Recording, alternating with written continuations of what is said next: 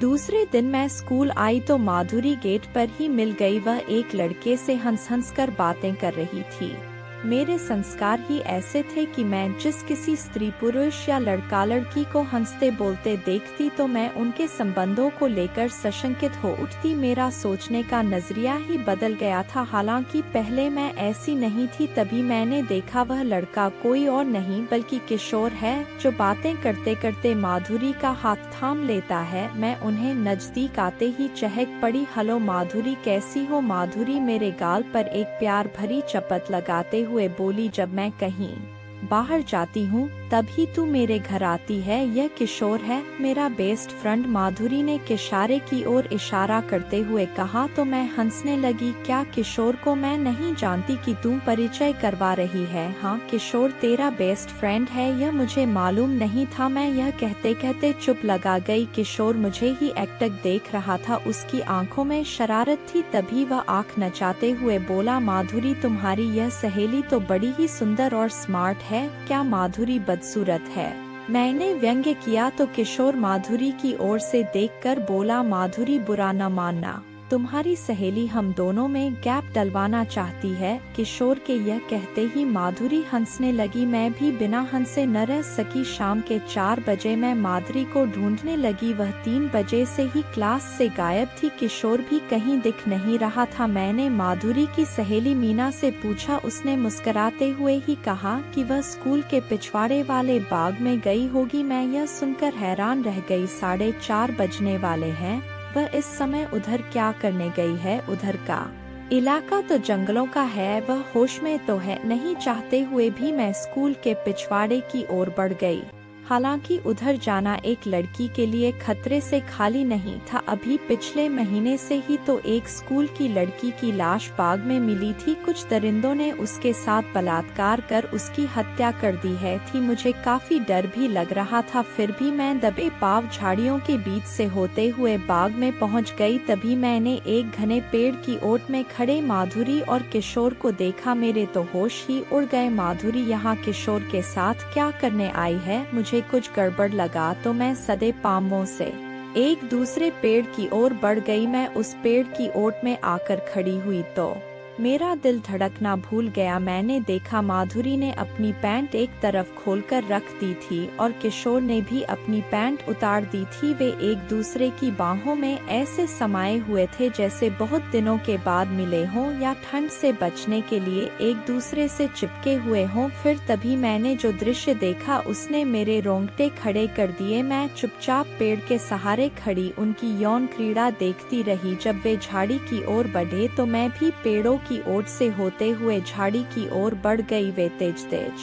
कदमों से चल रहे थे, आगे पीछे कुछ भी नहीं देख रहे थे। जब वे झाड़ी को पार कर स्कूल के ग्राउंड की ओर बढ़े तो माधुरी की आवाज सुनाई दी, किशोर तुम पहले जाओ, हम दोनों साथ साथ जाएंगे तो कोई शक कर सकता है। माधुरी यह कहकर इधर ही खड़ी हो गई। किशोर चला गया। किशोर के जाते ही मैं तेज कदमों से आगे बढ़ गई। मैं माधुरी को पकड़ लेना चाहती थी और उससे यह पूछना चाहती थी कि माधुरी तू किस मजबूरी में किशोर के साथ यह खेल खेल रही है। आखिर मैंने माधुरी को पकड़ ही लिया। वह मेरे तेज तेज कदमों की आवाज सुनकर ऐसे चौंक कर मुड़ी जैसे किसी हिरण पर शेर ने अचानक ही हमला बोल दिया हो और वह संभलते संभलते गिर गया हो। माधुरी मुझे वहां देखकर हैरान ही नहीं थी बल्कि काफी डरी हुई थी। उसका चेहरा सफेद पड़ गया था। मैंने उसके कंधे पर हाथ रखते हुए कहा, तू तो मेरी सहेली है, कोई अपनी सहेली को देखकर ऐसे डरती है? मैं तो इधर तुमको ढूंढती हुई चली आई थी, अब बता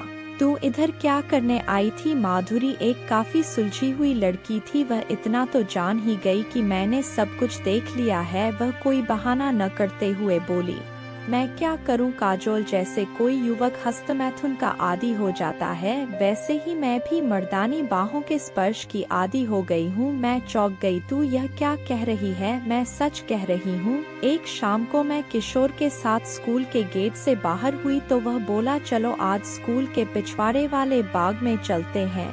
मैं तैयार हो गई। हम बाग में पहुँचे तो किशोर ने अचानक ही मजाक मजाक में मेरी छाती पर हाथ फेर दिया। मैं सच कह रही हूँ। मेरे रोम रोम खड़े हो गए, पूरे बदन में सिहरन सी दौड़ गई। किशोर ने एक कुशल खिलाड़ी की तरह फिर दोबारा मेरे पास आकर मेरे कंधे को सहला दिया। पुरुष की बाहों का पहला फला स्पर्श एक स्त्री के लिए कितना अलौकिक, कितना आनंदमय और कितना सुखद होता है, इसकी अनुभूति मुझे उस दिन ही हुई। अब मैं भी किशोर के शरीर पर हाथ फेरने लगी। स्त्री बाहों के स्पर्श से वह भी पहली बार ही परिचित हुआ था। हम एक दूसरे को स्पर्श करते करते इतने उत्तेजित हो उठे कि हम कब निर्वस्त्र हो गए, होश ही न रहा। हम एक दूसरे की बाहों में समाहित होने के लिए इस कदर उतावले हो उठे जैसे छूट रही ट्रेन को पकड़ने के लिए यात्री उतावले रहते हैं।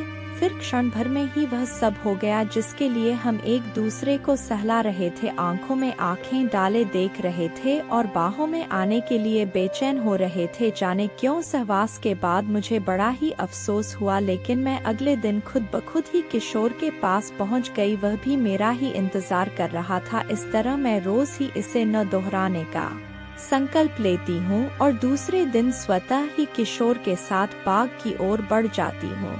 यह मर्दानी बाहों के स्पर्श का ही जादू है जो चाहकर भी मैं या किशोर स्वयं को रोक नहीं पाते हैं। हमें इसका चस्का लग गया है। काजोल, हमारे इन संबंधों का जिक्र तुम किसी से भी न करना, समझ लो कि तुमने कुछ देखा ही नहीं है। मैं धीरे से मुस्कुराई, फिर उसकी बाह पकड़कर ग्राउंड की ओर बढ़ गई। जब हम ग्राउंड के बीचों बीच मैं बोली, मैं किसी से भी नहीं कहूँगी मैं तेरी सहेली हूँ, तू तो अभी बहुत ही छोटी है। दुनिया में तो ऐसे भी लोग हैं जो बच्चों वाले होकर भी तुमसे भी गई गुजरी हरकतें करते हैं।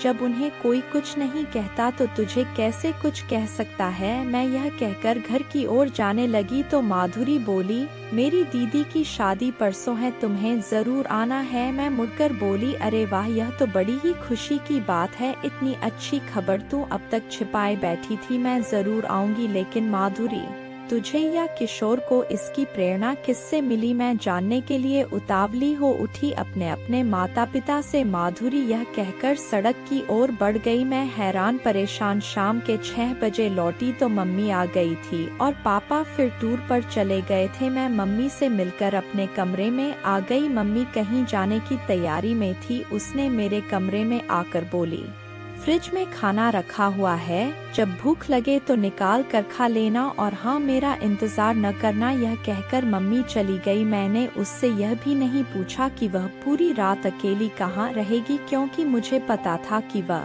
पूरी रात वेदांत अंकल के यहाँ रहेगी। वह वेदांत अंकल से अपने संबंधों को मुझ पर जाहिर नहीं होने देना चाहती थी, जबकि मुझे सब कुछ पता था। मैं मम्मी के जाते ही विचारों में खो गई। बाहों का स्पर्श क्या इतना आनंददायक होता है कि उसके बिना माधुरी जी नहीं सकती है। मम्मी मुझे अकेली छोड़कर वेदांत अंकल की बाहों के स्पर्श का मजा लूटने चली गई। रवीना पापा के बिना नहीं रह पाती क्या? आइसक्रीम और बर्फी से ज्यादा स्वाद साथ साथ सोने में होता है। मैं नहीं मानती, यह सब झूठ है। जीवन के सारे सुखों से भी बढ़कर जिस्मानी सुख भला कैसे हो सकता है? मैं यह सोचते सोचते झपकी लेने लगी तो मुझे अचानक ही याद आया कि मुझे तो अभी खाना भी खाना है। मैंने उठकर फ्रिज खोला, खाना निकाला। भूख तो उतनी थी नहीं। एक आध रोटी खाने के बाद थाली एक तरफ सरका कर बिना हाथ धोए ही बिस्तर पर निढाल पड़ गई। सुबह आँख खुली तो अखबार पर नजर जा टिकी। खिड़की से जाने कब अखबार फेंक गया था। अखबार के मुख पृष्ठ पर नजर पड़ते ही मुझे तो पसीना छूट गया। हमारे इलाके की एक ऐतिहासिक मस्जिद को धर्मांधों ने ढा दिया था। मैं सरसरी नजरों से खबर पढ़ने लगी।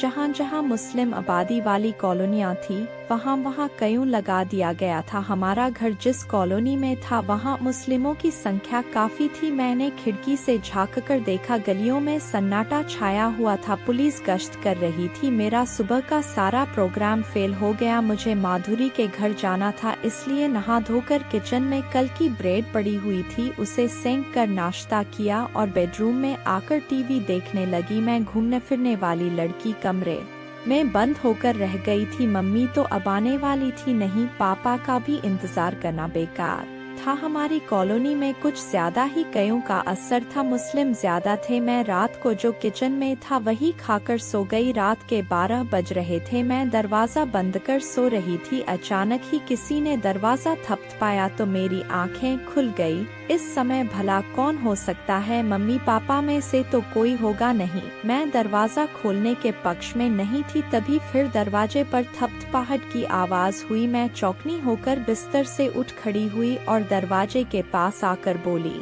कौन है इतनी रात को परेशान कर रहा है? उधर से धीमी आवाज आई, देखिए मैं एक हिंदू हूँ। यह इलाका मुस्लिम बाहुल्य होने के कारण मेरी जान को खतरा है। बाहर पुलिस गश्त कर रही है। मैं सुबह से यहाँ फंसा हुआ हूँ। आप दरवाजा खोलकर मुझे पनाह नहीं देंगी तो ये लोग मुझे जान से मार देंगे। जाकर बाहर गश्त कर रही पुलिस से सहायता मांगो। मैं घर में अकेली हूँ। दरवाजा किसी भी कीमत पर मैं नहीं खोल सकती। तुमसे मेरी जान को भी तो खतरा हो सकता है। मैंने दबी आवाज में ही कहा, मुझ पर विश्वास कीजिए, पुलिस 2 व्यक्तियों पर गोली चला चुकी है। उसे बाहर किसी को भी देखते ही गोली मार देने का आदेश है। यहाँ पर मैं सुरक्षित इसलिए हूँ क्योंकि आसपास में कोई नहीं है। पुलिस भी इधर नहीं है। अगर पुलिस इधर आ गई तो शायद ही मैं बच पाऊंगा। यह कहते कहते वह सुबह पड़ा। मुझे उस पर दया आ गई। वह सचमुच ही मुसीबतों से घिर गया था। मैंने कांपते हाथों से दरवाजा खोल दिया। वह यही कोई 20-21 का स्मार्ट युवक था। भय और दहशत के मारे वह थर-थर कांप रहा था। उसके चेहरे से बेचारगी टपक रही थी। वह कांपते पांवों से अंदर आया और से सोफे पर बैठ गया।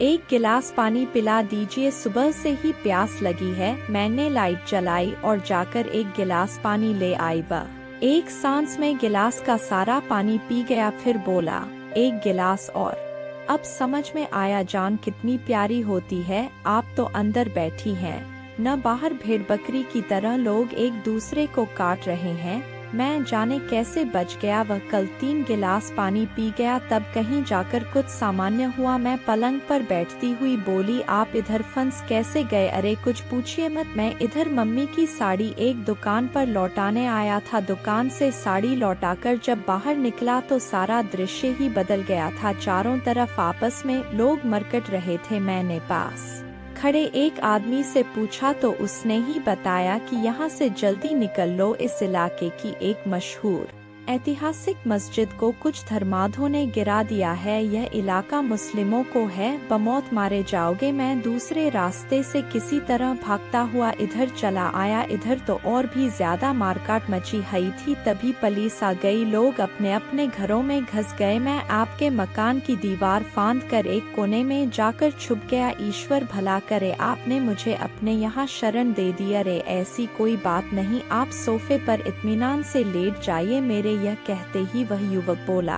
आप कहाँ सोएंगी? मुझे तो अंडरवियर और बनियान में सोने की आदत है।